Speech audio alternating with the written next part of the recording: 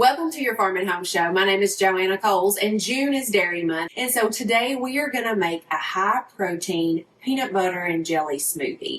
And so we have 1 cup of whole milk from Cheney's. And so it's great. Milk is nutritious no matter whether you buy it in a grocery store or from a local farm, but it's always great to support local. And so we have 1 cup of whole milk that we're going to go ahead and put in our blender. And we want to add our softer type ingredients first and then put the berries and the harder ingredients in next. So it doesn't make the blender work as hard. Milk has 13 essential nutrients that we need each and every day. It has calcium, it has protein, it has all kinds of other nutrition, B12, niacin, all kinds of vitamins and nutrients that we need.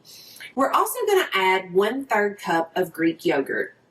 Now, Greek yogurt has a higher protein level. It also has probiotics in it as well as a dose of calcium that we need. And so this has double the amount of protein that regular yogurt does. And that's the process of taking the whey out without a lot of added sugars.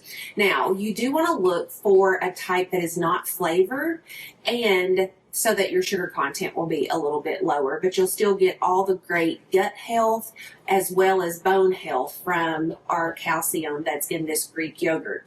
It's also going to give our smoothie a creamy texture, and I think that's what's going to make it a little bit more special.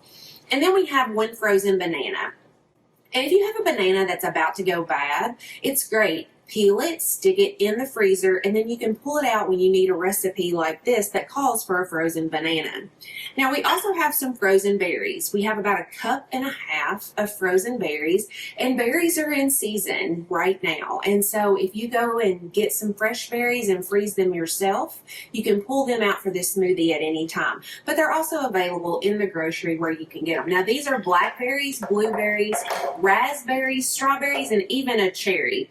And so they're really convenient to be able to utilize in this particular smoothie. So we're going to get our fruit in this. And then the peanut butter part of the peanut butter and jelly. And so what we have is we have peanut butter powder. And we have 2 tablespoons of peanut butter powder. Also going to add some protein to the smoothie that's already way packed with protein. But this is going to add that peanut butter flavor. And we also have some whey protein powder, and this is vanilla whey protein powder, 1 scoop, and this is just going to take that protein up a notch because a lot of times we don't get enough protein throughout our day. This is going to make sure that we start our day off with a lot of protein, which is going to help us stay fuller longer and provide us with some of that great nutrition. So it's all blended up. It kind of has that purple color, kind of remind us of that jelly. We're going to take it and we're going to pour it into our cup. And as you can see, we're going to have some left over. And I don't like to waste anything. So what you can do is you can get these little popsicle molds and pour the extra smoothie into the popsicle mold, put it in the freezer, and then you can pull it out for a quick treat. And this is something that you can give to your kids and not have to worry about it not filled with sugar and those type of things because it's going to be high protein, a lot of nutrition that's packed in this particular smoothie. Stick a straw in it and you're ready to go.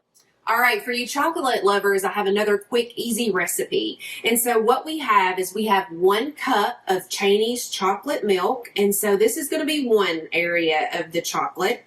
And then we're going to add 1 tablespoon of unsweetened cocoa. And that's going to be our other form of chocolate for this recipe. Now, for a sweetener and to kind of bind things together, we have Medjool dates. And sometimes you can buy them pitted, but you always want to check. And if they're not, you can easily pit them. You just kind of open them, and then there's the seed. So you just take that out. And I've already pitted these other 2. And we're going to drop those in as well. And then I have 1/2 cup of frozen raspberries that we're going to place into our little mini blender. It's a single serve one, and it does have a max fill line. So you want to make sure that you don't go above that. But this is going to be a great single serving smoothie. And then we just attach that to our blender, turn it on, and blend. And once your ingredients are all blended up, you just pop that off. And they come with a little to-go cup, so you can just add that top on and go about your day with this dark chocolate raspberry smoothie to celebrate June is Dairy Month. You can check out the Dairy Council for all of their wonderful recipes, or you can contact the Extension office and we'd be happy to help. Thanks for watching the Farm and Home Show, and we hope you have a great day.